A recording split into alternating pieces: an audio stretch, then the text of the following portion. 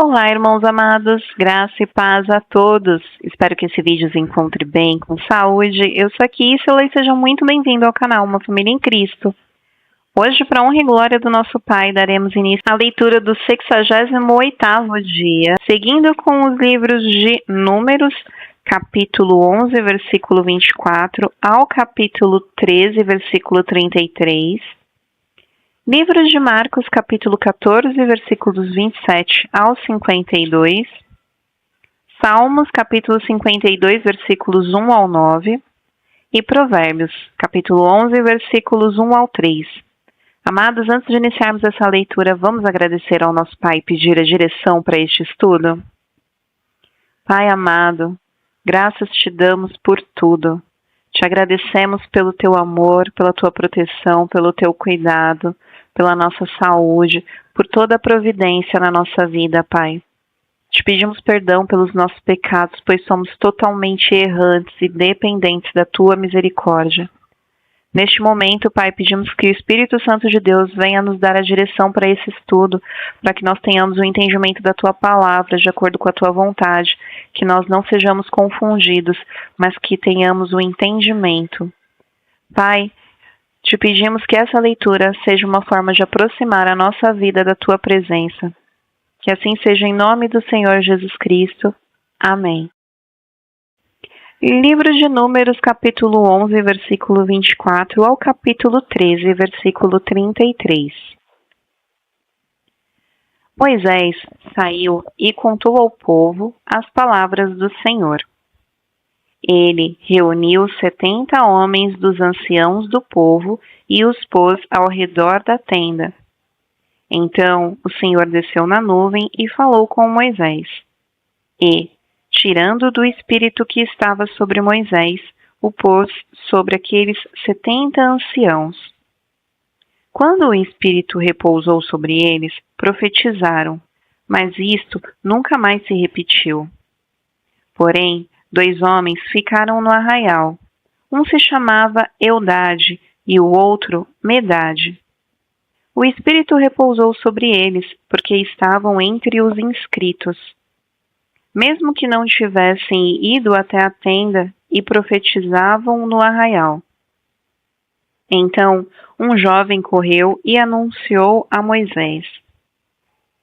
Eldade e Medade estão profetizando no arraial. Josué, filho de Num, auxiliar de Moisés, um dos seus escolhidos, respondeu e disse: Moisés, meu senhor, ordene que parem com isso. Porém Moisés lhe disse: Você está com ciúmes por mim? Eu gostaria que todo o povo do Senhor fosse profeta, que o Senhor lhes desse o seu espírito. Depois Moisés se recolheu ao arraial, ele e os anciãos de Israel. Então soprou um vento do Senhor e trouxe codornizes do mar, e as espalhou pelo arraial em todas as direções, numa extensão de cerca de 1 dia de caminhada a uma altura de quase 1 metro sobre a terra. Todo aquele dia e toda aquela noite, e também no dia seguinte, o povo se levantou e recolheu as codornizes. O que menos recolheu teve 10 montões, e as estenderam para si ao redor do arraial. Enquanto a carne ainda estava entre os seus dentes, antes que fosse mastigada, a ira do Senhor se acendeu contra o povo, e o feriu com uma terrível praga. Por isso, aquele lugar foi chamado de Quibrote Atavá, porque ali foi sepultado o povo que teve o desejo das comidas dos egípcios. De Quibrote Atavá, o povo partiu para Azerote e ali ficou. Miriam e Arão falaram contra Moisés por causa da mulher cuxita que este havia tomado, pois ele tinha tomado uma mulher cuxita. E disseram: Será que o Senhor falou somente por meio de Moisés?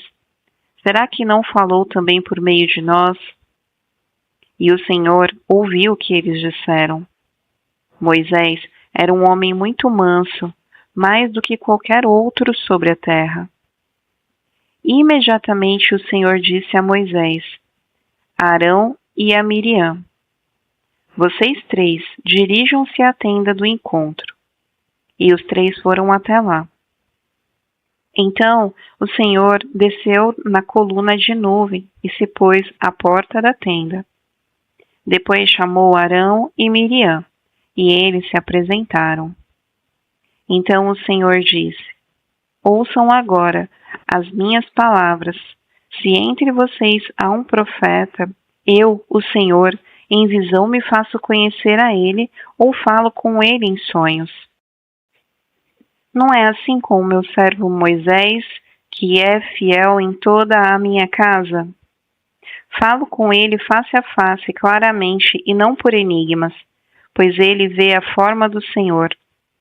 Como, pois, vocês não tiveram medo de falar contra o meu servo, contra Moisés? E a ira do Senhor se acendeu contra eles, e ele se retirou. Quando a nuvem se afastou de sobre a tenda, eis que Miriam estava leprosa, branca como a neve. Arão olhou para Miriam, e eis que ela estava coberta de lepra. E Arão disse a Moisés: ah, meu Senhor, não ponha sobre nós este pecado, porque agimos de forma tola e pecamos. Não permita que Miriam seja como um aborto que, saindo do ventre de sua mãe, tenha metade de sua carne já consumida. Moisés clamou ao Senhor, dizendo: ó Deus, peço-te que a cure. O Senhor respondeu a Moisés: se o pai de Miriam tivesse cuspido no rosto dela, não seria envergonhada por 7 dias? Que ela seja encerrada 7 dias fora do arraial e depois trazida de volta. Assim, Miriam foi detida fora do arraial durante 7 dias. E o povo não partiu enquanto Miriam não foi trazida de volta. Porém, depois o povo partiu de Azerote e acampou no deserto de Parã. O Senhor disse a Moisés: envia alguns homens que espiem a terra de Canaã, que eu vou dar aos filhos de Israel. Enviem um homem de cada tribo de seus pais, sendo cada qual chefe entre eles. Moisés os enviou do deserto de Parã, segundo o mandado do Senhor. Todos aqueles homens eram chefes dos filhos de Israel. São estes os nomes: da tribo de Ruben, Samua, filho de Zacur; da tribo de Simeão, Zafate, filho de Ori; da tribo de Judá, Calebe, filho de Jefoné; da tribo de Issacar, Gigeal, filho de José; da tribo de Efraim, Oséias, filho de Num; da tribo de Benjamim, Paute, filho de Rafu; da tribo de Zebulon, Gadiel, filho de Sode; da tribo de José, pela tribo de Manassés, Gade, filho de Susi; da tribo de Dan, Amiel, filho de Gemali; da tribo de Asser, Setur, filho de Micael; da tribo de Naphtali, Nabe, filho de Vofsi; da tribo de Gade, Jeuel, filho de Maque. São estes os nomes dos homens que Moisés enviou a espiar aquela terra. E a Osaías, filho de Num, Moisés deu o nome de Josué. Moisés os enviou a espiar a terra de Canaã e disse-lhes: subam pelo Neguebe e entrem na região montanhosa. Vejam a terra como ela é, e o povo que nela habita, se é forte ou fraco, se são poucos ou muitos. Vejam também como é a terra em que esse povo habita, se é boa ou má, e como são as cidades em que habita, se são arraiais ou fortalezas. Também como é o solo, se é fértil ou estéril, se nele há matas ou não. Tenham coragem e tragam dos frutos da terra. Aqueles dias Eram os dias das primícias das uvas.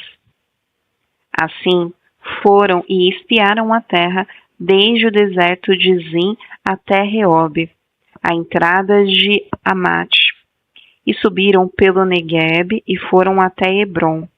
Ali viviam Aimã, Sessai e Talmai, filhos de Anak. Hebron foi edificada 7 anos antes de Zoã, no Egito. Depois foram até o vale de Escol e ali cortaram um ramo de videira com um cacho de uvas, o qual foi trazido por 2 homens numa vara. Trouxeram também romãs e figos. Esse lugar foi chamado de Vale de Escol por causa dos cachos de uva que os filhos de Israel cortaram ali. Depois de 40 dias, voltaram de espiar a terra. Vieram a Moisés, a Arão e a toda a congregação dos filhos de Israel em Cádiz, no deserto de Parã. Fizeram um relato do que tinham visto, a eles e a toda a congregação, e mostraram-lhe os frutos da terra. Relataram a Moisés e disseram: Fomos à terra a qual você nos enviou. De fato, é uma terra onde mana leite e mel. Estes são os frutos dela. Mas o povo que habita nessa terra é poderoso, e as terras são muito grandes e fortificadas. Também vimos ali os filhos de Anak. Os Amalequitas habitam na terra de Negueb. Os heteus, os jebuseus e os amoreus habitam nas montanhas. Os cananeus habitam perto do mar e na beira do Jordão. Então Caleb fez calar o povo diante de Moisés e disse: Vamos subir agora e tomar posse da terra, porque somos perfeitamente capazes de fazer isso. Porém, os homens que tinham ido com eles disseram: Não podemos atacar aquele povo, porque é mais forte do que nós. E diante dos filhos de Israel, falaram mal da terra que havia espiado, dizendo: A terra pela qual passamos para espiar é terra que devora os seus moradores, e todo o povo que vimos nela são homens de grande estatura. Também vimos ali gigantes. Os filhos de Anak são descendentes de gigantes. E éramos, aos nossos próprios olhos, como gafanhotos, e assim também éramos aos olhos deles. Livro de Marcos, capítulo 14, versículos 27 ao 52.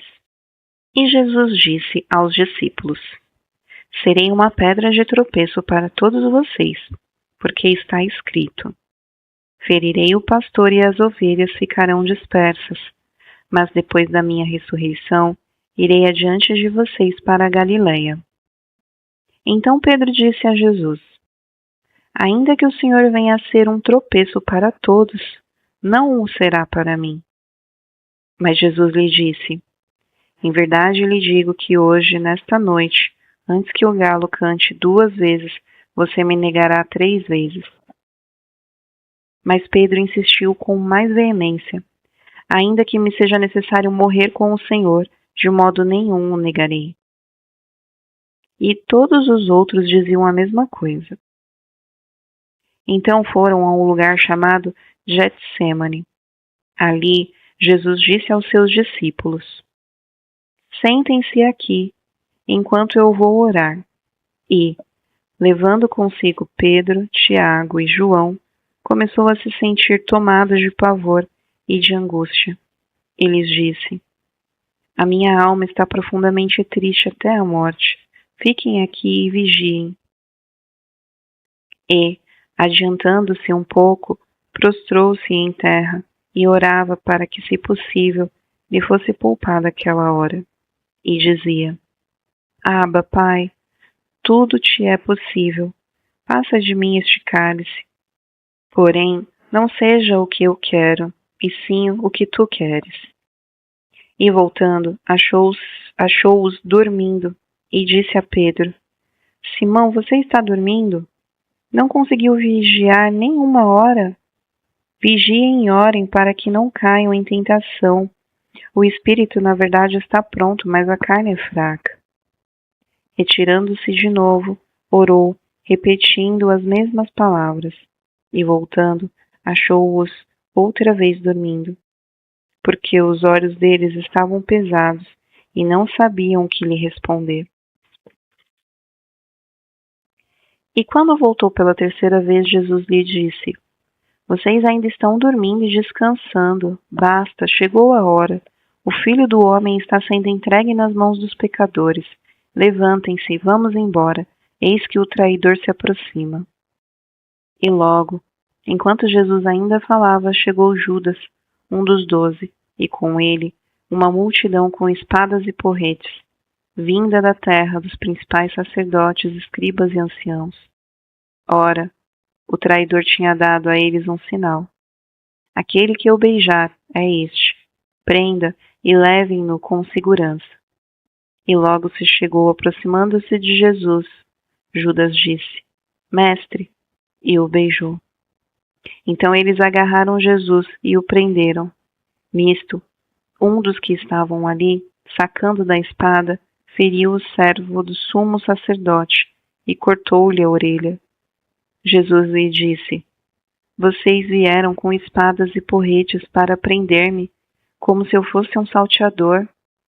Todos os dias eu estava com vocês no templo, ensinando, e vocês não me prenderam.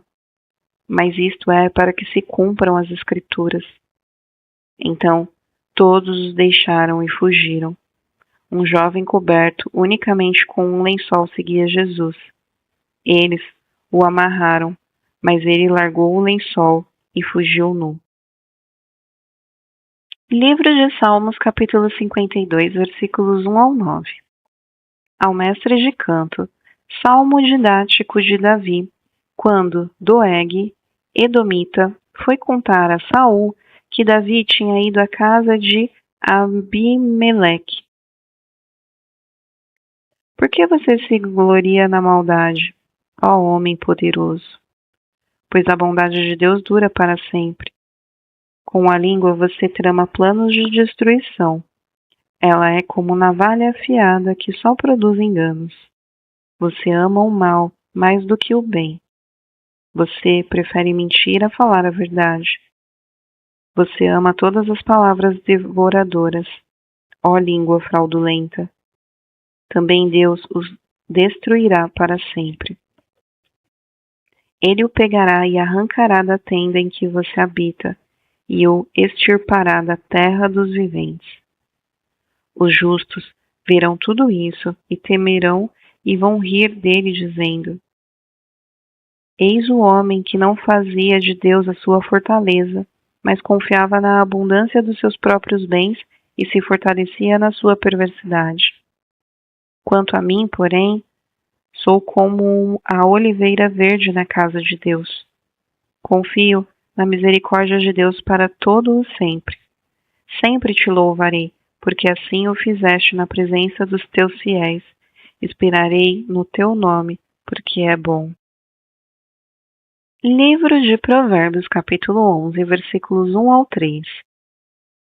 O Senhor detesta balanças desonestas, mas o peso justo é o seu prazer.